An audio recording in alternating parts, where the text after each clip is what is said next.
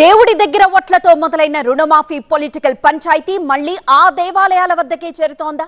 ఒట్టేసి మోసం చేసిన రేవంత్ రెడ్డి వల్ల ప్రజలకు ఏం జరగకుండా క్షమాపణ కోరుతూ దేవుళ్లను వేడుకుంటామని హరీష్ రావు సంచలన వ్యాఖ్యలు చేశారు. త్వరలోనే పుణ్యక్షేత్ర పర్యటనలకు వెళ్తామన్నారు. రైతులు మాఫీ అయిందని చెబితే రాజీనామా సహా దేనికైనా సిద్ధమన్నారు. దీనిపై మరిన్ని వివరాలు మా చీఫ్ రిపోర్టర్ రాకేష్ అందిస్తారు. మాజీ మంత్రి హరీష్ రావు మనతో ఉన్నారు. రేవంత్ రెడ్డి ఒక ఛాలెంజ్ విసిరారు, రాజీనామా చేయాలని డిమాండ్ చేస్తూ ఉన్నారు. మీరు ఎట్లా స్పందిస్తారు? రుణమాఫీ జరిగిందని ప్రభుత్వం చెప్తుంది, సగమే రుణమాఫీ జరిగింది, సంపూర్ణ రుణమాఫీ జరగాలని మీరు అంటున్నారు. ఏంటి లెక్కలేంటి? ఇప్పుడు ప్రైమరీ స్కూల్ పిల్లగాని అడిగినా చెప్తాడు కాదే.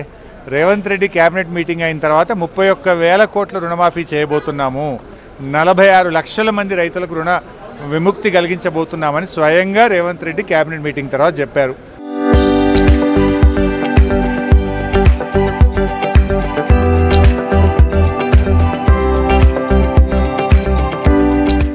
నిన్న ఖమ్మం మీటింగ్లో ఏం చెప్పారు? కేవలం 17,000 కోట్లు మాత్రమే రుణమాఫీ చేశామని, అది కూడా మరి 24 లక్షల మంది రైతులకు మాత్రమే రుణమాఫీ చేశారు. దీన్ని బట్టి స్పష్టం కుల్లా కదా, 46% మంది రైతులకు మాత్రమే ఈరోజు రుణమాఫీ జరిగింది. అందుకే నేను రేవంత్ రెడ్డి గారికే వదిలేస్తా ఉన్నా. ఏ డేట్ పోదాము, ఏ టైం పోదాము, ఏ ఊరికి పోదాము, ఏ మండలానికి పోదాము, ఏ జిల్లాకు పోదాం, నువ్వే డిసైడ్ చేయి. ఆ ఊళ్ళకి పోయి అడుగుదాం, రుణమాఫీ అయిందా కాలేదా. మొత్తం మంది రైతులు రుణమాఫీ అయిందని చెప్తే నేను అక్కడికక్కడే రాజీనామా నీ చేతిలో పెట్టి వెళ్ళిపోతా.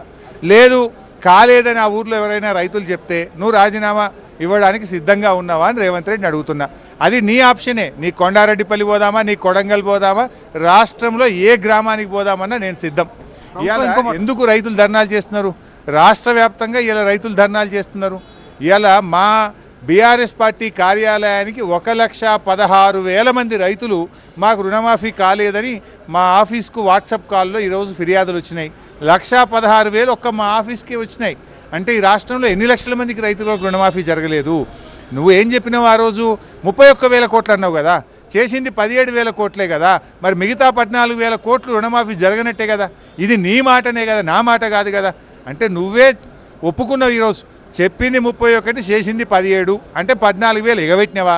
తప్పైంది, క్షమించండి, నేను 17,000 చేసినా ఇంకా 14,000 ఎగబెట్టినా అని చెప్పి మరి నువ్వు 15 ఆగస్టులోగా మొత్తం 31,000 కోట్లు చేస్తా అని చెప్పి నువ్వు చేసింది 17, ఎగబెట్టింది 14. గదే కదా మేము మాట్లాడుతున్నది. ఈ విషయంలో ప్రభుత్వం ఇంకో మాట కూడా చెప్తుంది, కొన్ని టెక్నికల్ ఇష్యూస్ ఉన్నాయి, ఇంకా రుణమాఫీ కొనసాగుతుంది. ఆ టెక్నికల్ ఇష్యూస్ అన్ని క్లియర్ చేయడానికి కలెక్టర్ ఆఫీసులలో స్పెషల్ సెల్స్ ఏర్పాటు చేసాం, రైతుల్ని సంప్రదించాలని కోరుతున్నామంటూ చెప్తా ఉంది. అంటే ఇంకా విండో క్లోజ్ అవ్వలేదు, ఇంకా రుణమాఫీ చేస్తామని సంకేతాలు ఇస్తుంది. గతంలో లేని టెక్నికల్ ఇష్యూస్ ఇప్పుడు ఎందుకు వచ్చినాయి? పోయినసారి మేము ₹1,00,000 రుణమాఫీ చేస్తే 36 లక్షల మంది రైతులకు జరిగింది. నువ్వు 2 లక్షల రుణమాఫీ చేస్తే 22 లక్షలకి ఎట్లా జరుగుతుంది? 14 లక్షల మంది రైతులు ఎటు పోయినరు? 36 లక్షల మంది రైతులకు రుణమాఫీ జరిగినప్పుడు 2 లక్షలు చేస్తే ఇంకెక్కువ మందికి కావాలి కదా. 36 లక్షలకు బదులు ఇవాళ 24 లక్షలకే అయిందంటేనే నువ్వు మోసం చేస్తున్నావు. వివిధ పేర్ల మీద కోతలు పెట్టి రైతులకు రుణమాఫీ చేయకుండా రైతులకు దగా చేస్తున్నావు, రైతులకు ఎగనామం పెడుతున్నావు. అందువల్ల నేను వదిలిపెట్టం.